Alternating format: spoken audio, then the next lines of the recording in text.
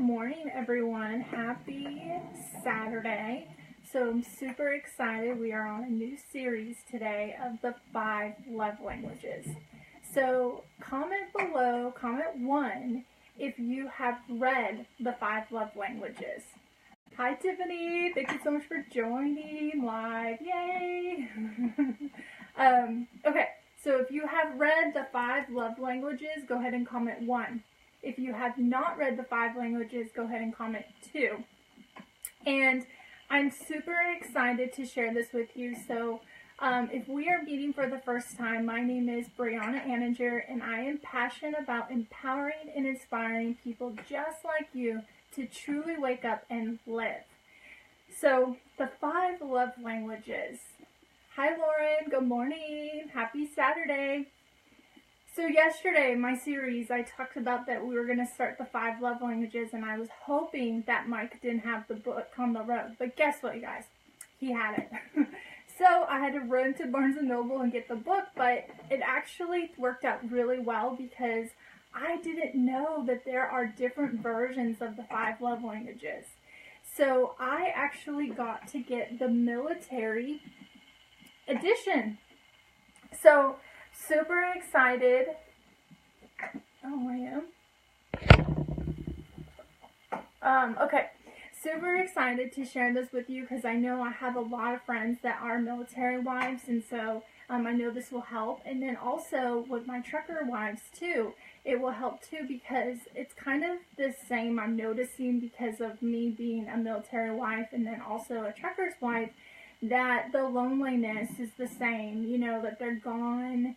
That you have to take care of the home front, and that sometimes you feel really disconnected. So if you can relate to that, this series is for you, okay? So the 5 love languages. You may have saw in my description, what is a love tank? Is your love tank full? So that's what we're going to talk about in this broadcast. So what is a love tank? Well, to talk about the love tank, first we have to talk about the languages. So if you are somebody that knows how to speak another language, go ahead and comment 4, okay? Do you know how to speak Spanish? Do you know how to speak Chinese? Do you know how to speak French? So if you grew up in school and you had to learn a new language, you must have realized that it was pretty challenging, right? So the same thing of our love language is the same as if we were going to learn a language in school.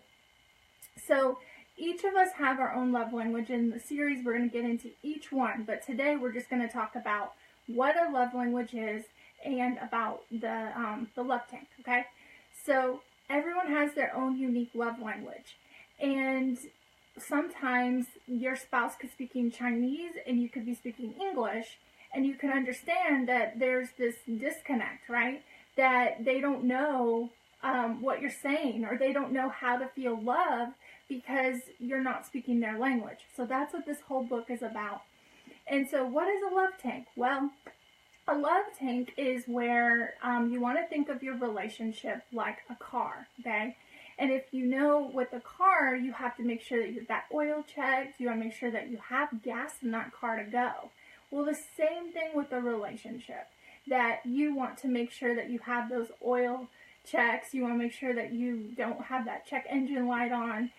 You want to make sure that you get those those monthly routine checkups, right? So same thing with the relationship. You want to check in with your partner and make sure that, you know, that they are feeling loved, that they are getting their needs met. So just like filling the car with gas, you want to fill the relationship with gas, and that's what the love tank is.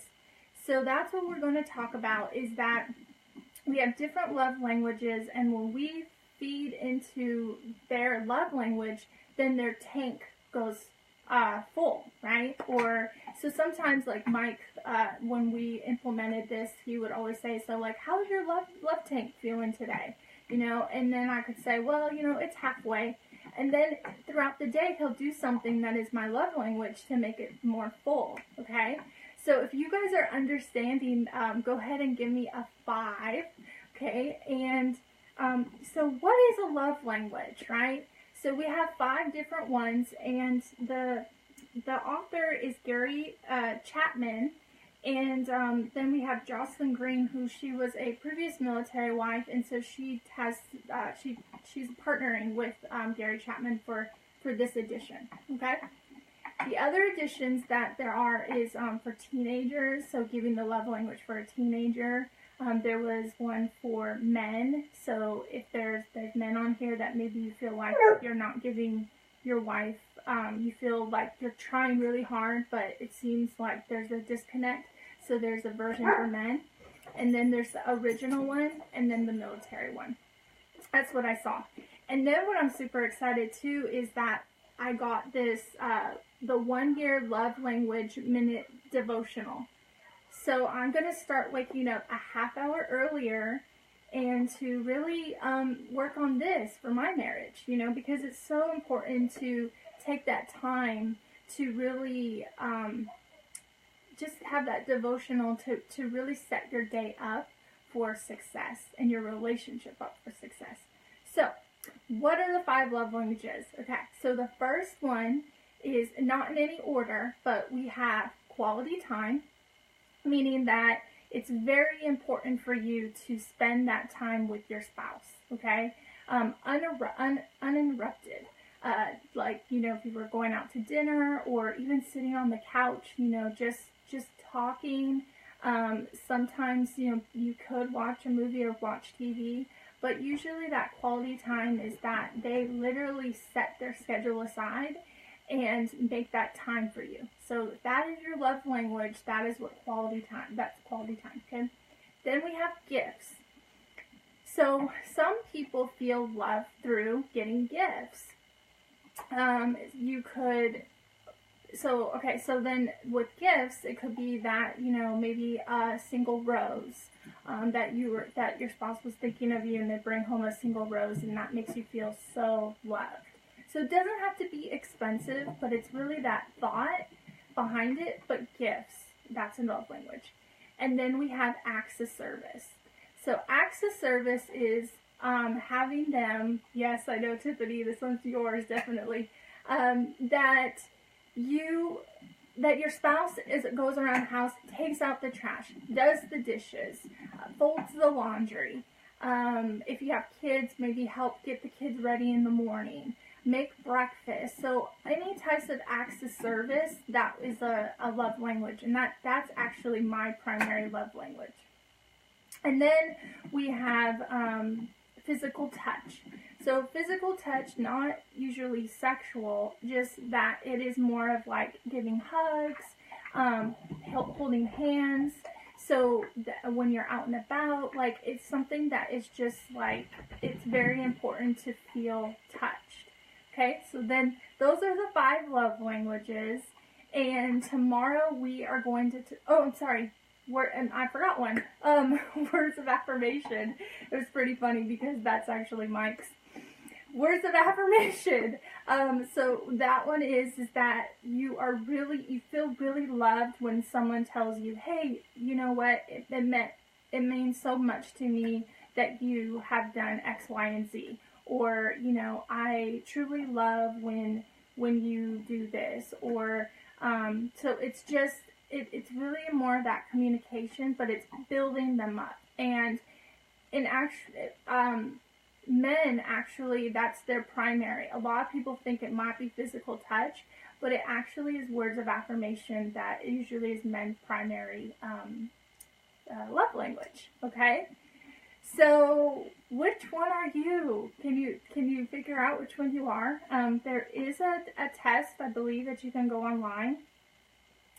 Or it might be in the book, I don't know. I'm not that far yet. I'm only on chapter 1 with you guys because I'm reading a chapter a day. And so maybe you can go online. After this broadcast, I'll look to see if there's a link. But you can take that test and you can find out what your love language is. I'm pretty sure you guys probably already know what your love language is. But the difference is that sometimes when we grow up, like for me, okay, so I love to give gifts. I feel like that thought behind the gifts is something that is like, I truly show that I truly love somebody. And so I used to do all these things for Mike where I would do some like like for Christmas one time, I found him a Lego set that was from his childhood. And yes, it was important to him in that he loved it because it was like that thought behind it, but it doesn't make him feel truly loved. Now, every morning or, you know, like if as I'm a person member, like with the series of Melancholic, I don't really like to share my feelings. But when I really share my feelings and tell him like, hey, you know, Mike, I really appreciate you working so hard, getting up early in the morning and driving late at night, not only being a truck driver, but still being in the National Guard, just that he's go, go, go, go, go, and he hardly has any time to rest. And so me saying, you know, I appreciate you taking that sacrifice so I could be here working from home and building my business, that means the world to him more than that Lego set, okay?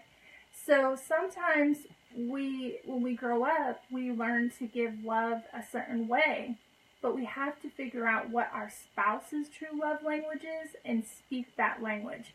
Just like if we had someone that spoke Spanish, we have to speak Spanish to them for them to understand, or we'd be doing like sign language or, you know, drawing. So that's what the picture that I want you guys to think about when you are trying to feed that love tank of your guys' relationship, that you are speaking that same language, okay? So I hope that this broadcast was helpful for you. It's just an introduction to our really exciting series of the 5 love languages. And tomorrow we'll be talking about words of affirmation at tomorrow morning at 9 a.m. Okay? So I hope you guys have a great day. Happy Saturday. Do something fun with the family. Go out. Enjoy this beautiful weather wherever you are. We have some really nice weather here in North Carolina. And I hope you guys have a great day. And I'll see you tomorrow at 9 a.m. Bye.